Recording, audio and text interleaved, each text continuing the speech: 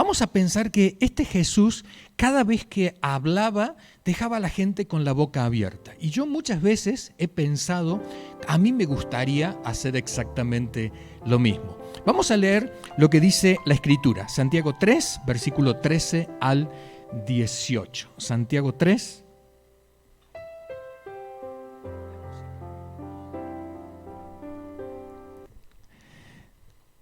Podemos leerlo aquí de la pantalla grande, o si tú lo quieres buscar en tu Biblia, también lo puedes hacer. Santiago capítulo 3, versículo 13 al 18. Y dice así la Escritura: ¿Quién es sabio y entendido entre vosotros? Que lo demuestre con su buena conducta mediante obras hechas con la humildad que le da su sabiduría. Pero si tenéis envidias amargas y rivalidades en el corazón, dejad de presumir y de faltar a la verdad. Esa no es la sabiduría que desciende del cielo, sino que es terrenal, puramente humana y diabólica. Porque donde hay envidias y rivalidades, también hay confusión y toda clase de acciones malvadas. Nos detenemos allí en la lectura. ¿Qué te ha llamado la atención de este pasaje?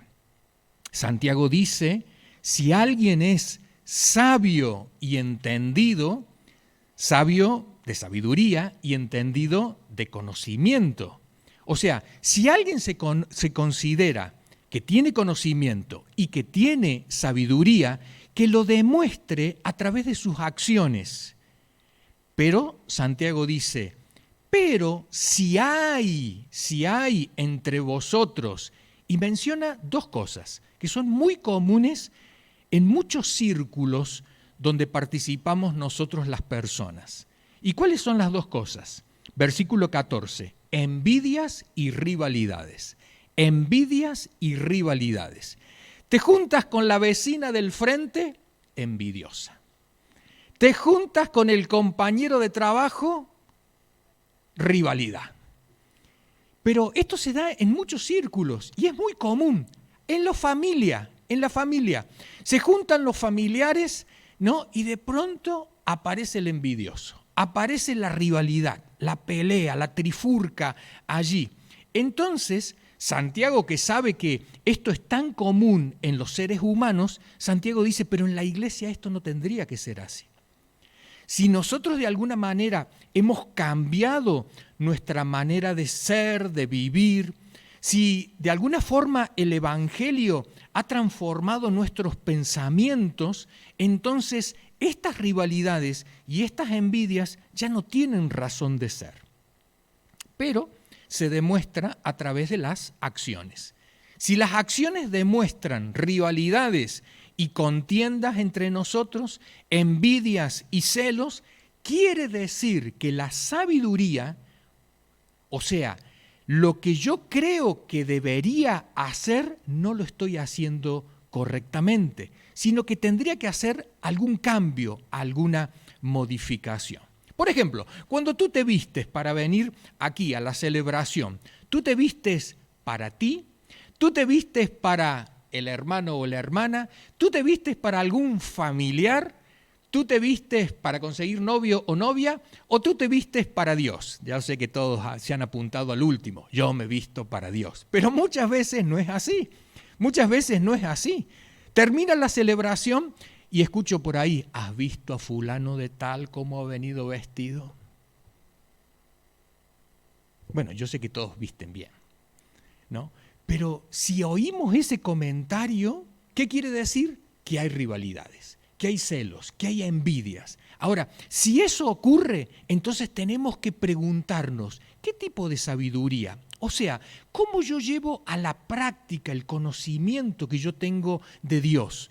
¿Cómo lo estoy transformando en obras, en acciones? Santiago dice, saltan todas las alarmas cuando hay celos, envidias, rivalidades, contiendas. Saltan todas las alarmas porque algo está fallando, Dice el verso número 15, esta no es la sabiduría que desciende del cielo. Esta expresión desciende del cielo Los judíos, por lo general, se limitaban a mencionar la palabra Dios. Ellos trataban de no utilizar esta palabra, entonces utilizaban otras palabras o frases que reemplazaban a la palabra Dios, como por ejemplo, lo que viene de lo alto, en vez de decir lo que viene de Dios. Lo que desciende del cielo, en vez de decir lo que desciende de Dios. Cuando habla de la sabiduría que desciende del cielo, ¿nosotros qué diríamos? La sabiduría que viene de parte de Dios. Recordemos que Santiago es judío, él escribe a judíos que están dispersos y entre ellos se limitan mucho con la palabra Dios. Si hay forma de escaparse y no decirla, ellos buscan una alternativa. Así que aquí está hablando de la sabiduría que viene de parte de Dios. Y dice el verso 15 que la sabiduría que desciende del cielo no es esta. O sea, no es la que produce rivalidades, contiendas, celos, envidias, sino que la que produce esto, los celos, las contiendas, las rivalidades, las envidias, es la sabiduría, y acá menciona 3 características. La sabiduría terrenal, la sabiduría humana y la sabiduría diabólica. Notemos que Santiago no se limita a decir una palabra para definir la sabiduría, digamos, de este mundo o de la cultura donde nosotros vivimos, o la sabiduría que estamos habituados a usar continuamente en la calle, sino que menciona 3 palabritas para que nos hagamos una idea de qué tipo de sabiduría es. Ya volveremos a eso, pero simplemente mencionar que Santiago dice sabiduría que viene de Dios y la otra sabiduría es la sabiduría terrenal, humana y diabólica, ¿sí? Dice el verso, seguimos adelante en la lectura, el verso 17, en cambio, la sabiduría que desciende del cielo, la que es de Dios, es ante todo pura y además pacífica, bondadosa, dócil, llena de compasión y de buenos frutos, imparcial y sincera. En fin, el fruto de la justicia se siembra en paz para los que hacen la paz. El fruto de la justicia se siembra en paz para los que hacen la paz. O sea, si yo quiero obtener justicia, tengo que sembrar en paz. O sea, tiene que haber estas características que ha mencionado Santiago anteriormente. ¿Cuáles son? Pura, pacífica, bondadosa, dócil, llena de compasión y de buenos frutos, imparcial y sincera. Recordemos algo, el conocimiento responde a una pregunta y la sabiduría responde a otra pregunta. El conocimiento responde a la pregunta ¿qué? ¿Qué es? ¿Qué es esto? Cuando uno no sabe qué es, entonces apela al conocimiento.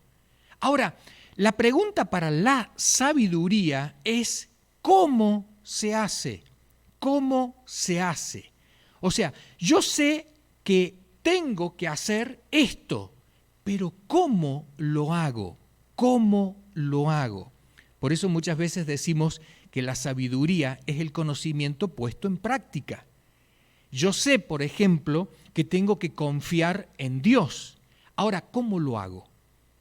¿Cómo lo pongo en práctica? Esa es la sabiduría.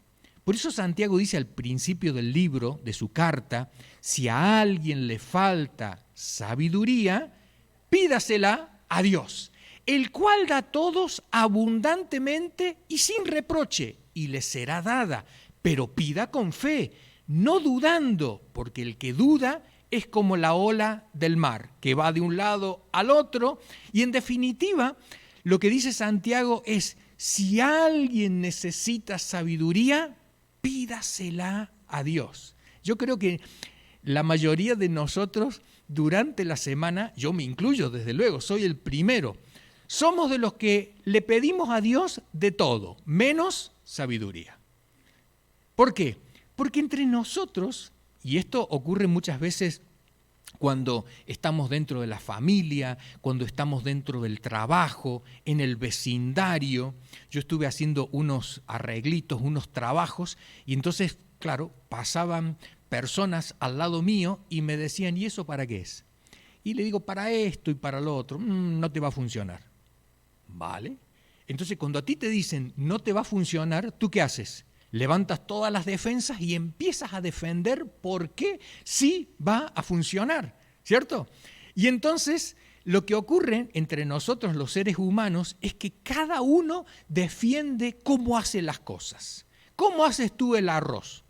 La otra vez estaba cocinando arroz y entonces viene una persona y me dice, eso para mí de tostar el arroz y demás, eso no va conmigo. Ah, vale, no pasa nada. Le digo, tú haz el arroz como a ti te parezca, yo lo haré como yo lo hago, ¿no? Cada uno tiene su fórmula, cada uno tiene su receta, ¿no? Cada uno la tiene y defiende lo suyo, defiende lo suyo. Y aquí hay algo que tenemos que tener en cuenta. ¿Cómo se hacen las cosas? ¿Cómo las haces tú? ¿Cómo las hace él? ¿Cómo las hace ella? ¿Cómo lo hago yo? Pero también cómo las hace Dios. Cuando tú te preguntas, ¿yo estoy haciendo bien las cosas? Yo me pregunto a mí mismo, ¿lo estoy haciendo bien? Entonces me comparo con otro. Los resultados han sido buenos, entonces voy por buen camino.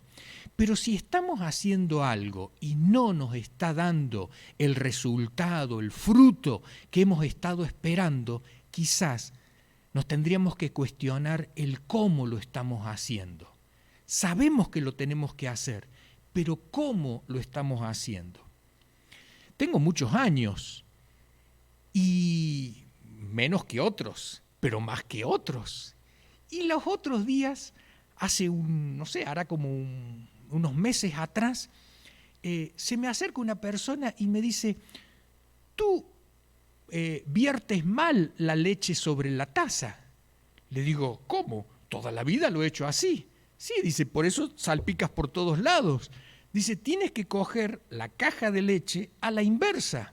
No, le digo, si la cojo a la inversa, se va a caer por todos lados. No, dice, yo te voy a mostrar. Mira, cogió la caja, la puso a la inversa como ella decía, no cayó ni una gota fuera de la taza.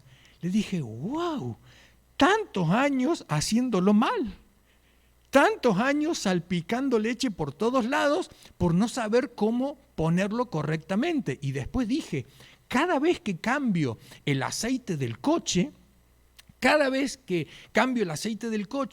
ahora me doy cuenta por qué salpicaba por todos lados. Claro, venía el chorro de aceite para meterse dentro del motor y nunca le encajaba en el lugar justo. Siempre volcaba para otro lado. Ahora me he dado cuenta. Tengo que usar el recipiente a la inversa. Tú me dirás, Eugenio, eso lo sabe todo el mundo. Yo no lo sabía. Y fueron años y años de salpicar para todos lados. Ahora, si viene alguien y te dice a ti, mira, lo estás haciendo a la inversa, lo estás haciendo mal, ¿qué haces tú? ¿Levantas una barrera? Yo levanté inmediatamente una barrera, no, toda la vida lo hice así. Yo creo que esto es lo correcto, hasta que de pronto ves que el otro lo hace de una manera mejor que la tuya. ¿Qué haces tú? Tu orgullo te lleva a decir, lo voy a seguir haciendo así, aunque se me queme el arroz. O dices, no, voy a cambiar y voy a probar esta nueva alternativa. A pesar de que toda la vida lo he hecho así, lo voy a probar y voy a cambiar la manera, la forma. Es por eso que el conocimiento lo podemos tener todos. Todos sabemos que hay que hacer esto, que hay que hacer aquello, ya sea a nivel material, familiar, físico, espiritual, pero también por otro lado viene la pregunta, ¿cómo hay que hacerlo? ¿Cómo hay que hacerlo?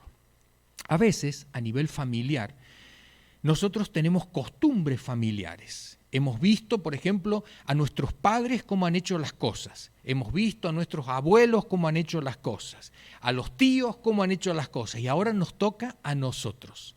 Podemos repetir el mismo modelo, podemos incursionar en uno nuevo, pero lo importante es que nos dé resultado. Porque si algo no da resultado, ¿para qué seguir insistiendo en eso? A lo mejor estoy equivocando el rumbo. Quiero que ahora prestemos atención a la definición que hace Santiago respecto a la sabiduría terrenal, animal y diabólica. Da estas características. Santiago dice lo siguiente: la sabiduría que es terrenal, animal y diabólica, he utilizado la palabra animal porque hay una versión de la Biblia, la versión Reina Valera del 60, que utiliza en vez de humana, dice animal, y se entiende un poquito mejor. Fíjate, sabiduría terrenal, animal y diabólica. Acuérdate, sabiduría ¿qué es? Cómo hacer las cosas. Pero si el resultado de cómo hacerlo produce envidia, rivalidad, confusión, acciones malvadas, entonces quiere decir que lo estamos haciendo mal. Pero a veces nosotros los seres humanos, ¿qué hacemos? Insistimos. Toda la vida se hizo así y yo seguiré haciéndolo así. Hay muchas personas que tienen una espiritualidad muerta. No sienten a Dios en su interior. No sienten la presencia de Dios. No sienten la compañía de Dios. No sienten la protección de Dios. Hasta que viene alguien y te dice, ¿por qué no pruebas de otra forma? No, que toda la vida lo he hecho así. Siempre se ha hecho así, pero prueba a hacerlo de otra manera. Cuando Jesús vino aquí a la tierra y empezó a compartir su mensaje se llamó evangelio. La palabra evangelio en griego significa nuevas noticias o buenas noticias. Es una redundancia, porque si es noticia, es nueva, ¿o no? Si es una noticia, es algo nuevo. La noticia es algo nuevo, ¿no?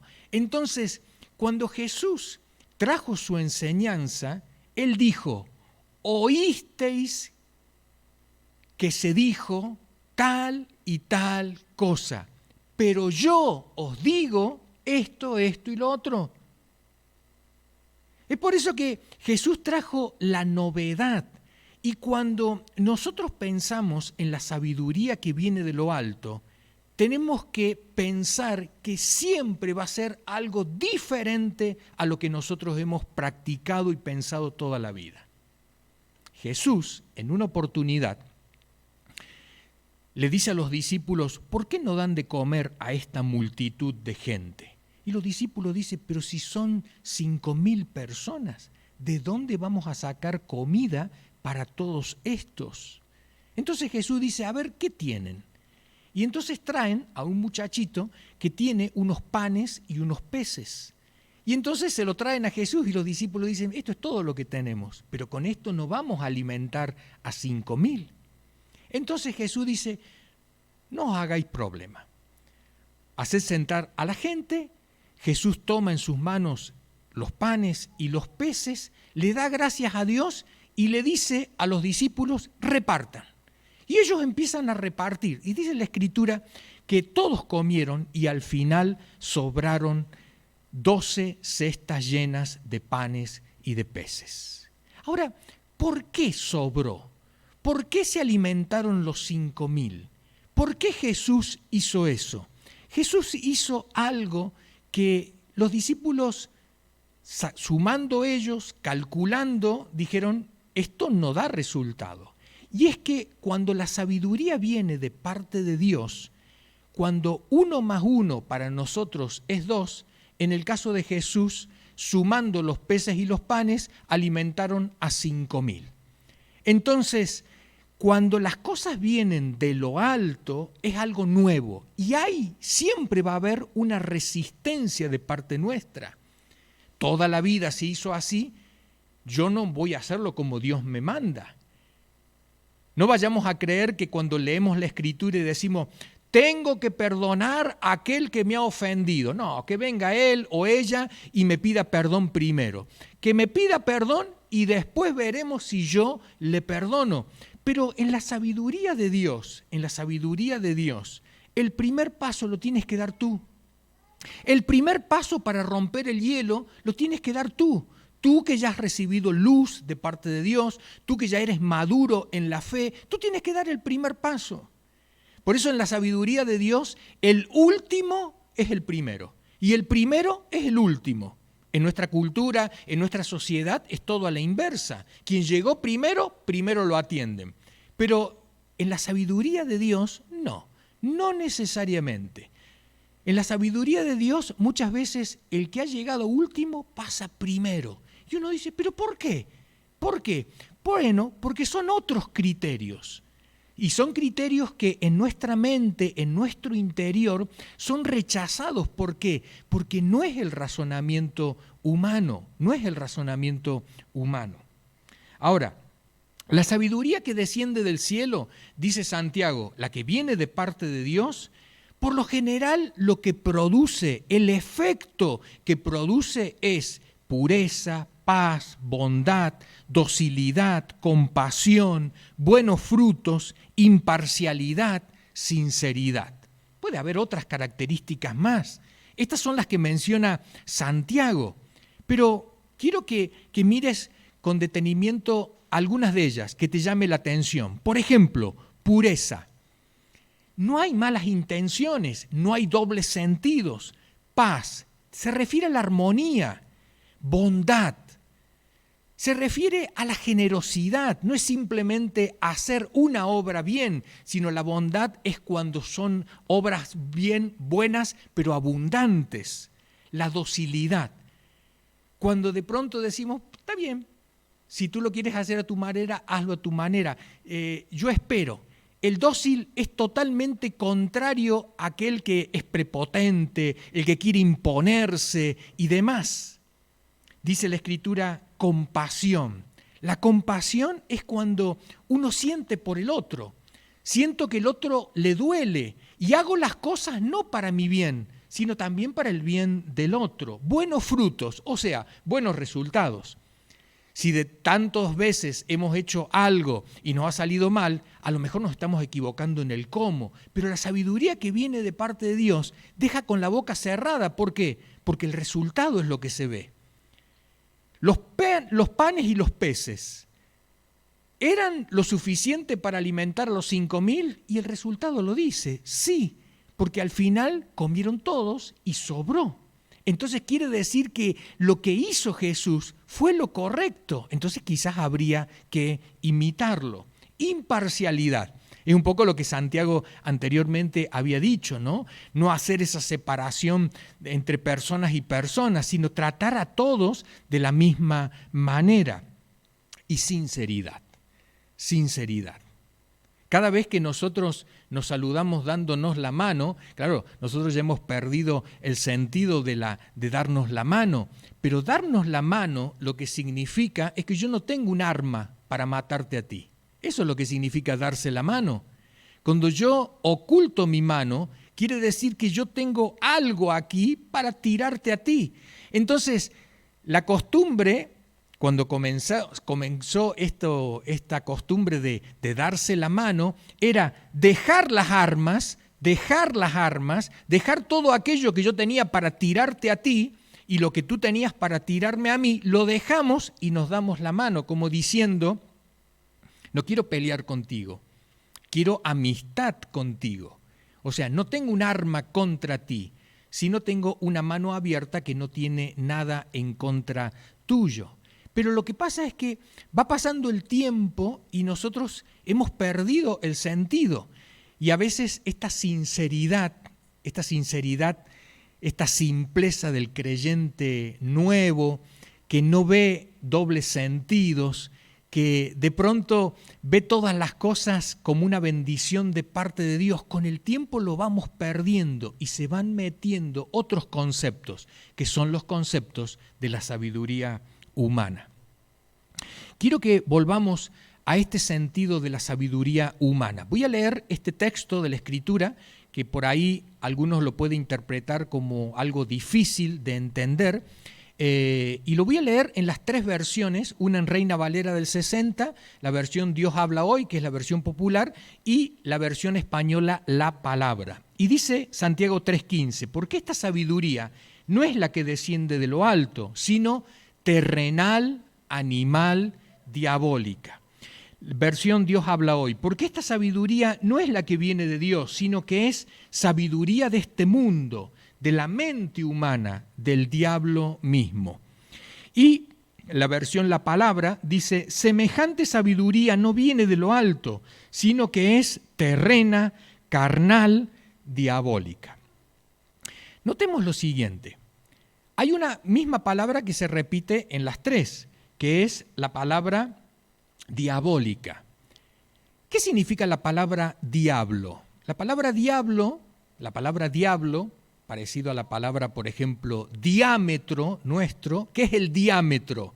Es la línea que pasa por en medio de la circunferencia, ¿sí? El diámetro es lo que pasa por el medio del círculo, de la circunferencia, ¿sí? Dia, por la mitad, dia, a través de, ¿sí? Entonces, la palabra diablo tiene dos palabritas. Una, dia, o sea, a través de, en medio de, y bolos, que significa enviar algo. De ahí viene el juego de los bolos, ¿sí? Diablo lo que significa es enviar algo entre medio para partirlo, para dividirlo. Por eso dice la Escritura que el diablo ha venido para matar, robar, destruir. Y cuando lo que nosotros hacemos divide, parte, en vez de mantener la unión, en vez de mantener la comunión, cuando algo parte, divide, es del diablo. Pero tú me dirás, pero siempre se ha hecho así, pero causa división, es del diablo. Pero que a mí me enseñaron que era así, pero fíjate el efecto. Rompe la comunión dentro de la iglesia, entre los hermanos y hermanas, entonces eso es del diablo. Lo otro, que habla aquí terrenal, o como dice animal, ¿no? O de la mente humana, o del mundo, terrena, carnal. ¿Qué es la sabiduría del mundo? ¿Qué es la sabiduría humana? Es como nosotros razonamos. Si yo junto esto, más esto, más esto, más esto, al final, ¿qué voy a tener? Un montón, ¿cierto? Entonces, yo junto esto y lo otro, y al final, ¿qué voy a tener? Un montón. ¿Esto forma parte de qué? De la sabiduría humana. Es de la mente humana, ¿sí? Porque los animales no hacen eso. Los animales no crean graneros para guardar su trigo o su grano. A lo sumo, alguno guardará a lo mejor unos cuantos huesos que esconde por ahí, pero el animal no piensa en el año siguiente. El animal no piensa en guardar para el año siguiente. Eso forma parte del pensamiento humano, para que nos demos cuenta de una pequeña diferencia, ¿sí? Entonces, hay un razonamiento que es netamente animal. Es cuando, has visto que entre nosotros muchas veces utilizamos esta expresión, ¡qué animal lo que ha hecho! Se refiere a que la reacción que ha tenido no es una reacción humana, no es una reacción de una persona, sino un animal reacciona de esa forma. Entonces, dice Santiago, hay sabidurías o hay formas de hacer las cosas que pertenecen a los animales. Hay otras que pertenecen al razonamiento humano. Hay otras que pertenecen ya más profunda a cosas del diablo, o sea, porque causan dolor, ruptura, división entre nosotros. ¿Cuántas veces tú te has preguntado, y yo también me he preguntado, ¿no? ¿Y por qué no puedo hacer esto si parece que es bueno? Sí, es bueno, pero no viene de parte de Dios. Sí, se puede hacer, pero en definitiva, ¿es lo que Dios quiere que nosotros hagamos? ¿Es lo que Dios quiere que nosotros hagamos? Yo recién te decía, el ser humano guarda, ¿sí? Guardamos, acumulamos, ahorramos, escondemos y decimos, ahora estoy seguro. ¿Por qué? Porque tengo mucho. Pero muchas veces la sabiduría de Dios te dice, lo has hecho mal. Porque ahora viene un terremoto y lo pierdes todo. Ahora viene un tsunami y lo pierdes todo. Ahora falleces el día de mañana y no pudiste disfrutar nada. No digo que no hay que ahorrar, no digo que no hay que juntar, no digo que no hay que guardar, no digo que no haya que ser previsor, pero hay otra sabiduría que de pronto te muestra que se pueden hacer las cosas de otra manera y de otra forma. Te voy a traer el caso de un personaje de la Biblia que se equivocó y se equivocó mal. Cuando tuvo que tomar una decisión, él hizo lo que hacía la gente de su época. Él hizo lo que hacía la gente de su cultura. Y era un personaje de la Biblia que no era cualquiera, ¿eh? Es el personaje de la Biblia que lo llaman el amigo de Dios, el amigo de Dios. Este amigo de Dios, o sea, que conocía los secretos de Dios, este amigo de Dios, un buen día recibió una promesa de parte de Dios. La promesa es, vas a tener un hijo. Y entonces él dijo, si Dios me ha prometido un hijo, entonces me pongo en camino a tener un hijo. La esposa era estéril. Él no podía tener hijos con su esposa. Entonces hace lo que se hacía en la cultura donde él vivía. Si tú tenías un siervo, una sierva, en aquel momento un esclavo, una esclava, te pertenecía. Entonces, los hijos que nacieran de ese siervo o de esa esclava eran tuyos, te pertenecía.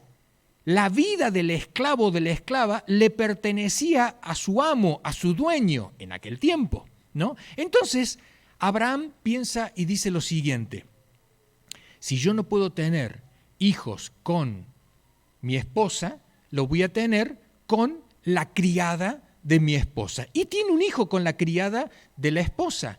Y al final, este hijo crece y es como que Dios le dice, te quiero dar la promesa del hijo. ¿Cómo que promesa del hijo? Si yo ya lo tengo. No, yo te prometí un hijo de tu esposa Sara. No, yo ya tengo un hijo. No, yo te voy a dar el hijo de tu esposa Sara, claro. Y cuando viene el cumplimiento de la promesa y al final él tiene el hijo con la esposa que era estéril y ahora ya tiene un hijo, ocurre un conflicto entre las dos madres. Ocurre un conflicto entre los dos hijos, Y el relato de la Biblia termina de esta manera. Dice, pero Sara, Génesis 21, pero Sara se dio cuenta de que el hijo que Agar, la egipcia, le había dado a Abraham se burlaba de su hijo Isaac. Por eso le dijo a Abraham, echa de aquí a esta esclava y a su hijo.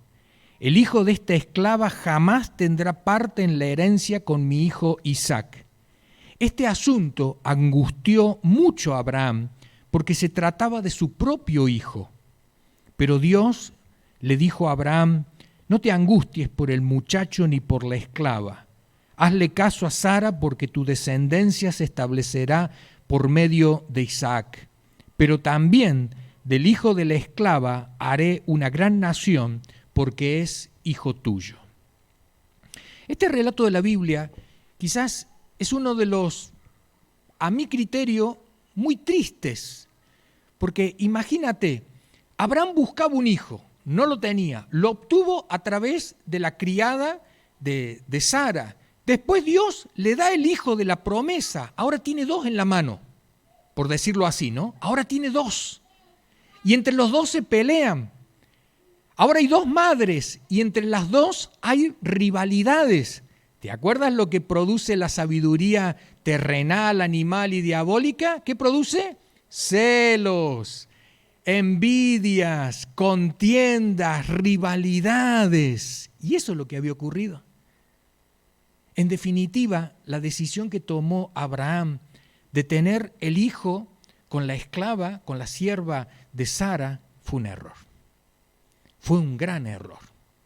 como los errores que nosotros cometemos cuando hacemos una inversión, cuando compramos algo, cuando vendemos algo, cuando nos proponemos hacer algo y decimos, este proyecto va a salir adelante, este y lo otro, ¿no? Voy a viajar, voy a poner a mis hijos en este colegio, voy a vivir en tal sitio.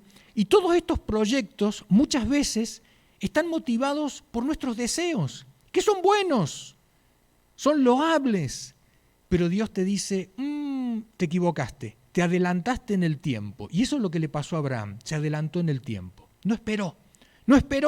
Y cuando Dios vino con la promesa para ser cumplida, Abraham ya tenía otra. Dios viene para cumplirle la promesa de lo que le había dicho, de que su esposa iba a tener un hijo, pero Abraham ya tenía otro. ¿Y ahora qué hago con este? ¿Qué hago con este? Y mira, una de las cosas más tristes quizás que Abraham, porque acá lo dice la Escritura en el verso número 11, pero este asunto angustió mucho a Abraham porque se trataba de su propio hijo. Ese dolor, esa tristeza. Imagínate a Abraham diciéndole ahora a su primer hijo, porque realmente fue el primer hijo, Ismael, ¿no? Decirle a Ismael, lo siento mucho, pero te tienes que ir de casa. ¿Qué hubieras hecho tú en su lugar? Y Dios le dice, Abraham, tú te equivocaste, ¿cierto? Ahora hay que rectificar. Ahora hay que devolver. Ahora hay que encaminarse nuevamente. Muchas veces nosotros oramos y decimos, ¿por qué la bendición no viene? La bendición no viene, ¿sabes por qué? Porque muchas veces no se puede aplicar la bendición sobre algo que desde el comienzo fue equivocado, errado. Entonces, ¿qué hay que hacer? ¿Qué hay que hacer? Hay que rectificar, hay que devolver, hay que anular, hay que decir, lo siento mucho, me he equivocado. Lo siento mucho, pero lo hice mal, tomé la decisión equivocada. Y si he tomado la decisión equivocada, es de sabios rectificar, porque si seguimos insistiendo en que Dios nos bendiga en el camino equivocado que hemos tomado, nunca va a llegar la bendición, nunca va a llegar la bendición. Por eso al final Abraham, ¿qué hace? Abraham lo que hace es devuelve el hijo.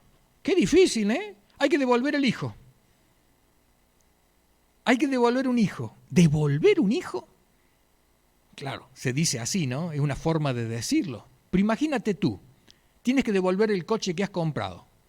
Tienes que irte del trabajo ese porque Dios nunca te metió en ese trabajo. Tienes que deshacer el convenio matrimonial que has hecho con esta mujer. ¿Pero cómo? ¿Lo puedo hacer? ¿Lo puedo hacer? Yo muchas veces me pregunto, ¿no? Porque digo, si nos podemos divorciar después que decimos, bueno, ya he probado y reprobado y me he dado cuenta de que esto no funciona y al final lo rompo todo, ¿no? Vale. Y entonces si al final vas a tomar esa decisión, ¿no se podría haber tomado antes? ¿No se podría haber tomado antes y decir, me equivoqué? ¿Me equivoqué? Es muy difícil decir en estos casos, me equivoqué, porque es una decisión de fondo, ¿no? Pero por eso es muy necesario y es imprescindible entender que hay dos formas de hacer las cosas. Una es la forma de este mundo, humana, el razonamiento de nuestra cultura, ¿sí? Y otra forma es a la manera de Dios, a la manera de Dios. Dice Jesús algo muy interesante. En Lucas capítulo 21, cuando habla de la persecución, dice lo siguiente: pero tened en cuenta que no hay por qué preparar una defensa de antemano, pues yo mismo os daré tal elocuencia y sabiduría para responder que ningún adversario podrá resistiros ni contradeciros. Lo voy a leer nuevamente. Se está refiriendo a Jesús cuando dice, va a llegar un momento en que os van a perseguir y no hay que preparar ninguna defensa, porque yo os voy a dar una palabra que va a ser tan elocuente y va a tener tanta sabiduría que van a dejar con la boca abierta a la gente. Dice, pero tened en cuenta que no hay por qué preparar una defensa de antemano, pues yo mismo os daré tal elocuencia y sabiduría para responder que ningún adversario podrá resistiros ni contradeciros. Esta es la sabiduría que viene de parte de Dios, es la sabiduría de lo alto. Es que cuando tú haces una cosa, al final esta cosa dice, ¡wow! ¡Qué bueno! ¿Cómo ha salido? Y no lo pensé mucho, ¿eh?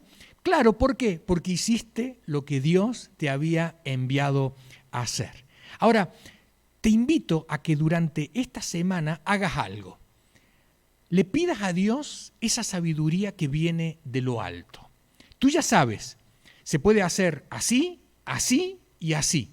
Pero también Dios dice, pero yo tengo otra alternativa. Lo podemos hacer como lo hicieron tus padres toda la vida, como tú piensas que lo puedes hacer o como el vecino te dice que lo puedes hacer. Pero que sepas que hay otra manera todavía de hacerla y esa es la manera de Dios. Por eso Santiago dice, si alguien no sabe cómo hacerlo, pídale a Dios sabiduría. Me gustaría que nos quedáramos con esta expresión. Dios quiere darte una sabiduría irresistible. Pero es necesario algo tuyo. Y es algo simple, pero a la vez muy difícil de hacer. Es simple ¿por qué? Porque es sencillo, pero difícil porque va en contra de nuestro orgullo, ¿sí? En contra de nuestra valía, en contra de nuestros pensamientos. ¿Y qué es lo difícil? Lo difícil es pedir la sabiduría del cielo o pedir la sabiduría de Dios. Mira, mañana, día lunes, te vas a enfrentar con algo. Y tú tienes la opción de A, B o C.